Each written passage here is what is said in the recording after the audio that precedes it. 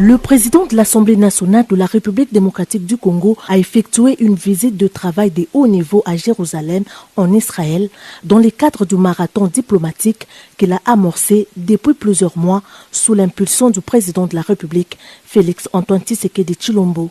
Accompagné des députés et diplomates congolais, le professeur Vital Kamerhe a été reçu en Terre Sainte le dimanche 2 mars 2025 par son homologue israélien, l'honorable Amir Ohana. À cette occasion, le président Vital Kamerhe a exprimé compassion et solidarité au peuple israélien face aux événements tragiques qui l'ont endeuillé le 7 octobre 2023. Tout en condamnant cette violence indescriptible, le speaker de la Chambre basse du Parlement congolais a rappelé que le peuple congolais subit depuis 3 décennies une guerre injuste et particulièrement meurtrière. Le président Vital Kamerhe a précisé que les populations des Lituri, du nord et du sud Kivu, qui meurent par milliers et endurent d'atroces souffrances, méritent également les soutiens et l'attention du monde entier. Pour lui, la voix de la RDC devrait être portée non seulement par ses institutions, mais aussi par les pays amis, en particulier ceux qui, tout comme elle, connaissent la guerre et en mesurent les coûts humains, sociaux et économiques à l'image de l'Israël. Allusion a été faite à la violation de l'intégrité territoriale de la République démocratique du Congo par le Rwanda et ses supplétifs du M23 en cours dans la partie est du pays. Le message que je voudrais adresser au peuple israélien et aux autorités israéliennes, c'est de dire qu'en ce moment, nous nous retrouvons dans une situation similaire sur le plan de la sécurité. Nous connaissons la guerre à l'est de la République démocratique du Congo, où nous avons des groupes terroristes, ADF Nalu, mais malheureusement, où nous connaissons aussi l'agression de la part de notre voisin du Rwanda. À ce message, la partie israélienne a exprimé sa volonté de s'engager aux côtés de la République démocratique du Congo dans les efforts visant à préserver son intégrité territoriale et à restaurer une paix durable dans la région des Grands Lacs.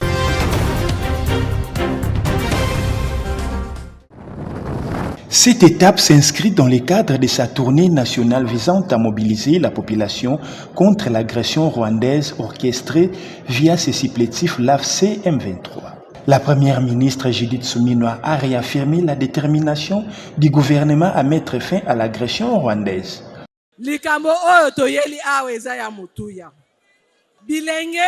Peut-être bayebite, mais batata na ba maman bayebi na 98 makamelekana ki awa na Congo central banguna bakotaki bakomaki tina kitona bino boyebi yango bomona makambe salamata na port à Matadi bazui biloko est-ce que bolingi e bandela lisusu bolobi nini yango wana lelo boyebi ke ngai na lansaki campagne ya Congolais Telema po eloko oyo ezosalama eza etumba mpona mabele ya mboka na biso mabele oyo bakoko na biso batikela biso yango wana tokokotikela bango ata espace moke te.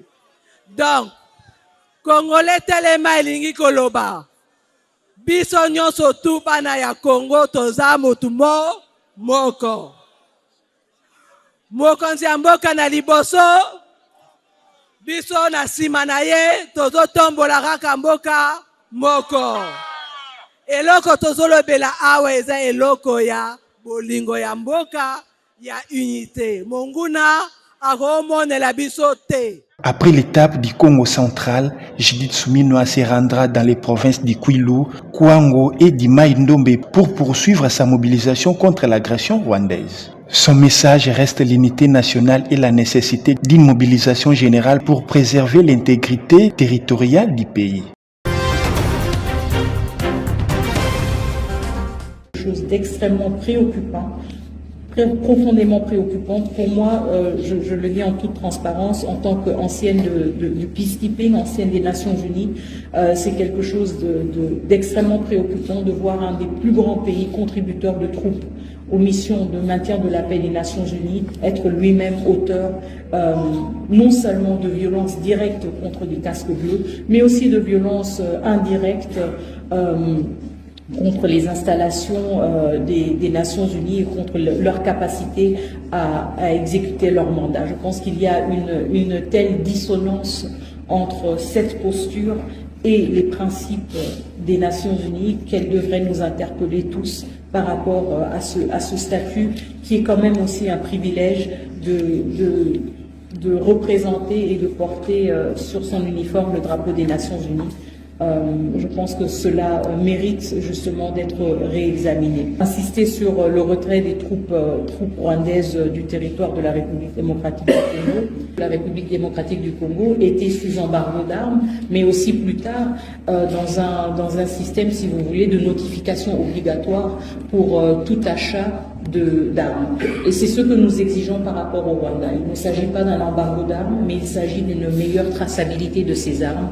Donc il s'agit aussi d'utiliser des instruments que le Conseil de sécurité a eu à utiliser par le passé dans la région des Grands Lacs pour assurer une meilleure traçabilité des armes. Nous voulons avoir une plus grande transparence et être mieux en mesure de retracer les armes qui se retrouvent en RDC par rapport à leur achat, et nous pensons que cette obligation de notification serait un instrument important pour assurer cela et pour assurer une plus grande transparence.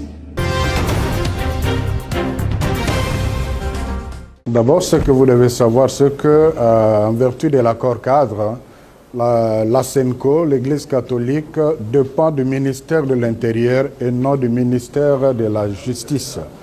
Donc, ce qui fait que chaque fois qu'un membre de la SENCO vient ici, c'est dans ce cadre-là. On a échangé avec le VPM, d'abord sur les questions d'actualité, où nous nous sommes échangés des informations très précieuses, où nous nous sommes fait des recommandations très précieuses, où nous nous sommes fixés une ligne de collaboration pour mieux appliquer l'accord de cadre dans ses dispositions. Et le deuxième volet, c'était justement pour parler de certains aspects de cet accord qui doivent être mis en œuvre. Voilà, c'était très bien. C'est un homme, c'est la première fois que je le rencontre, un homme posé, réfléchi, qui n'est pas comme des semi-illettrés que nous retrouvons dans la presse, malheureusement.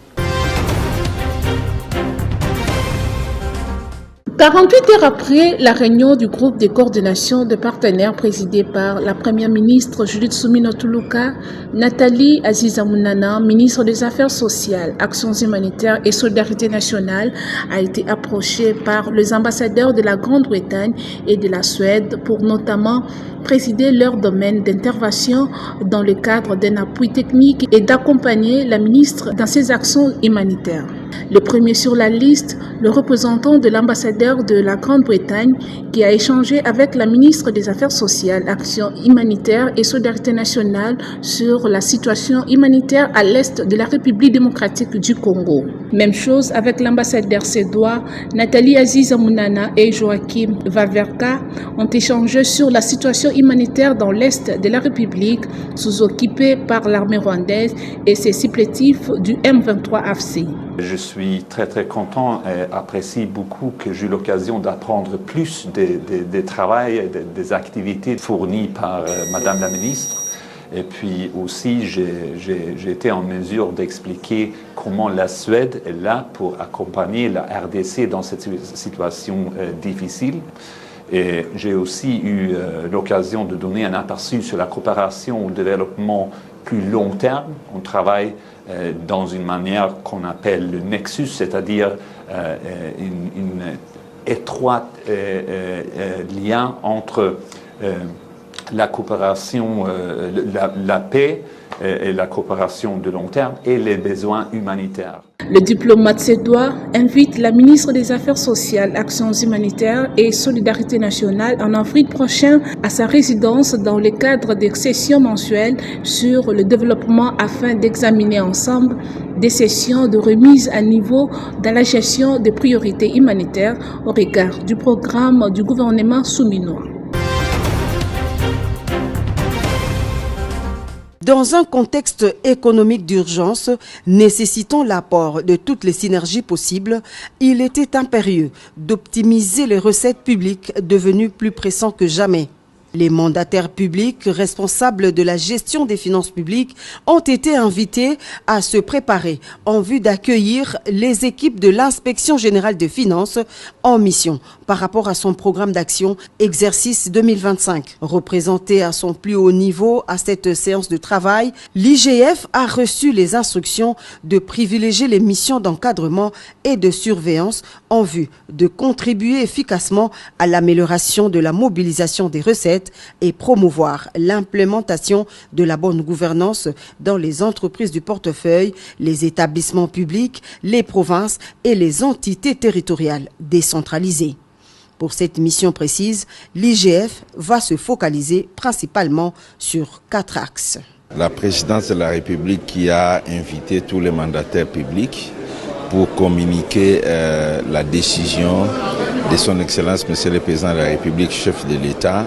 Ces missions de patrouille financière vont se limiter essentiellement à des zones de risque de gestion, à savoir des acquisitions de propriétés immobilières par les établissements et entreprises publiques, le paiement des avantages des mandataires, les marchés publics exécutés par les établissements et entreprises du portefeuille de l'État, et un regard sur la fiscalité de tous les prestataires et fournisseurs qui font les affaires avec les établissements et entreprises publiques, le paiement des soins médicaux à l'étranger qui doit être conforme à la réglementation et l'exécution des missions de services à l'étranger qui doit aussi obéir à un certain nombre d'instructions qui venaient d'être édictées par la haute hiérarchie.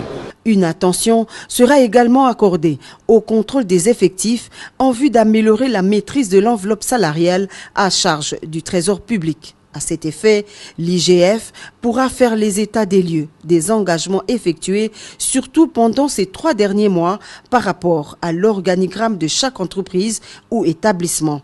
Le directeur de cabinet du chef de l'État, Anthony Kinzo Kamole, a invité toutes les parties prenantes au professionnalisme et à la responsabilité pour l'atteinte des objectifs envisagés dans le cadre des missions de l'IGF, notamment la bonne gouvernance et l'amélioration dans la mobilisation des recettes.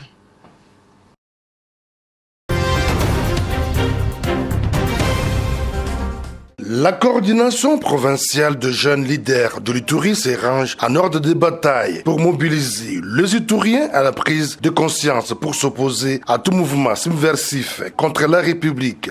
À toute la jeunesse de l'Ituri d'une manière particulière, de ne pas se laisser manipuler par ces inconscients qui visent piller nos richesses, qui visent nous dominer et qui veulent exterminer le peuple congolais pour installer le peuple étranger. J'invite la jeunesse à ne pas céder à la division, parce que ces ennemis de la paix veulent nous opposer à nos autorités. Tout patriote congolais, en ce moment, doit cesser d'abord l'aspect de l'opposition. L'on doit voir la patrie. Le coordonnateur national de cette structure juvénile, l'ingénieur Christian Chaouri, demande à la population de l'Ituri de prêter main forte aux forces armées pour venir au bout de forces négatives qui cherchent à déstabiliser non seulement la RDC, mais aussi l'Ituri. Je demande à ceux-là qui sont en train de semer les troubles sur le lac Albert, nous leur disons qu'il est temps d'être aux côtés des FRDC, de dénoncer tout cas suspect, mais aussi que nous puissions être tous vigilants. Ceux-là qui sont patriotes comme nous, de se joindre à nous, afin que nous puissions renforcer les rangs des FRDC, que nous puissions entrer dans la rade pour que nous puissions tous combattre l'ennemi. Et les vrais Ouazalendo doivent être connus et visibles ici en province de l'Ituri, parce que nous en faisons déjà partie et nous avons besoin que les autres viennent aussi pour que nous puissions ensemble combattre cette agression rwandaise. À tout état de cause, l'administration militaire est déterminée à mettre hors d'état de nuire les ennemis de la paix, d'où la population de l'Ituri est invitée à redoubler la vigilance, la dénonciation et soutenir le pouvoir légalement établi. Accompagné d'une forte délégation de députés provinciaux, le ministre provincial des ITPR, l'équipe de l'Office des routes ainsi que l'équipe des bureaux techniques de contrôle, le gouverneur Crispin Mukendi Bokassa a lancé le travaux de déviation de la RN1 au PK 754 de Kinshasa, précisément à Bondodé, pour assurer la continuité des trafics lors de l'exécution des travaux de reconstruction des dallots dégradés. C'est après plusieurs cris lancés par l'autorité provinciale depuis son avènement à la tête de la province que ces travaux viennent de voir jour. Financés à la hauteur de 774 489,01 $, soit 28,87% par les FONER, et pour une durée de 3 mois, ces travaux seront exécutés par l'Office des routes. Son directeur provincial, Paul Loki Kachako, s'est dit déterminé à donner un résultat meilleur. Travaux préparatoires du site, terrassement par les remblais pour réduire la pente qui est de 12% afin de faciliter le trafic des camions à haut tonnage. Travaux de la pose monocouche sur la partie à forte pente pour permettre une bonne adhérence des roues pendant ou après la pluie. Pour sa part, le gouverneur Crispin Mukendi Bokassa a témoigné sa gratitude envers le chef de l'État, Félix Antoine Tshisekedi Tshilombo, pour son implication et plaidé au gouvernement central l'ajout des fonds pour la continuité effective des travaux. C'est l'occasion de dire merci au président de la République qui s'est lui-même impliqué pour que ces travaux commencent. C'est vrai, comme vous avez suivi, c'est d'abord un préfinancement de 28%. Nous allons pousser pour que on donne totalement le financement afin de permettre à l'office de route de mener à temps réel les travaux.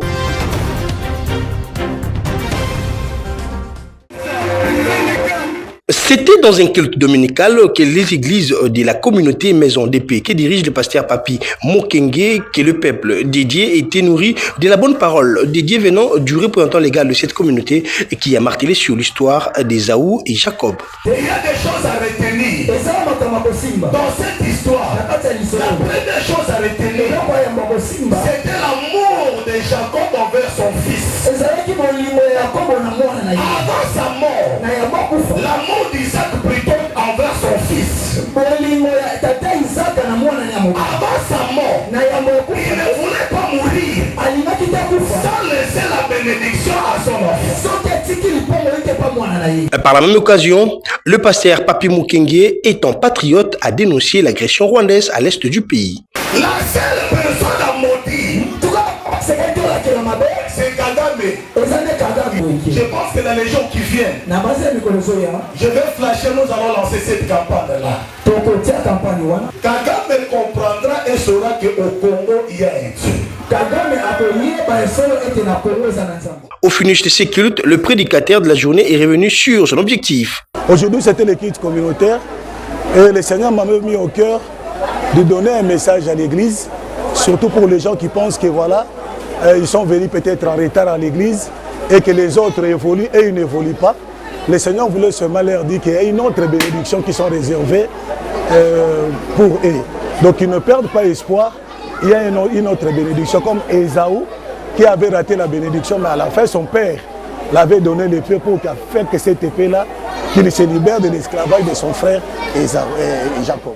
Il faut noter que les églises de la communauté de la Maison d'Épée annoncent une journée de prière pour la paix à l'est du pays dans les jours qui viennent.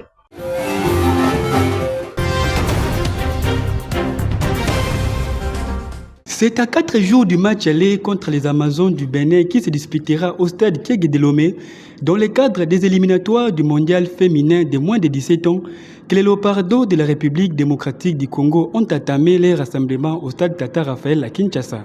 Avec un effectif composé à 100% des athlètes évoluant au pays, la team congolaise tentera de faire bonne impression dès ces matchs aller avant celui du retour le 16 mars 2025 au stade des Martyrs de la Pentecôte.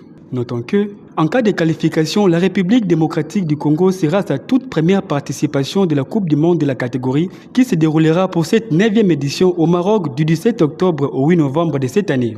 Bonne chance aux fauves congolaises.